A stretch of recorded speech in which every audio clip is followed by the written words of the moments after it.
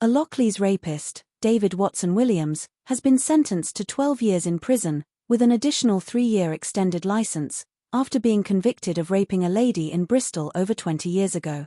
Another British gem, David Watson Williams, 43, of Stanfield Close, Lockleaze, will be permanently included on the sex offenders register following his sentencing at Bristol Crown Court on Monday, July 7. After 2 days of examining evidence, the jury unanimously convicted David Watson Williams of raping a woman in a St. Paul's flat in the early 2000s, after a mere 45 minutes. He was promptly apprehended on Wednesday, April 30. The victim, whose identity is withheld for legal reasons, reported in August 2021 that she was raped by a man she recognized. She was interviewed on film and courageously provided a comprehensive account of the assault that occurred at her residence where she lived alone. After being escorted to her apartment by a friend at approximately 3 a.m., she left her front door ajar and retired to bed fully attired. She fell asleep and was thereafter awakened by an individual engaging in sexual activity with her. She feigned slumber for her own protection but subsequently managed to squint sufficiently to identify the assailant, instantly recognizing him as David Watson Williams.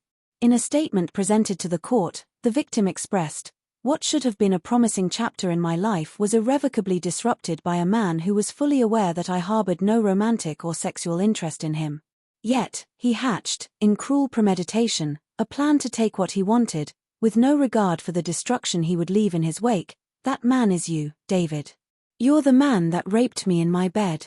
The bed in which my childhood memories were scattered lovingly around me.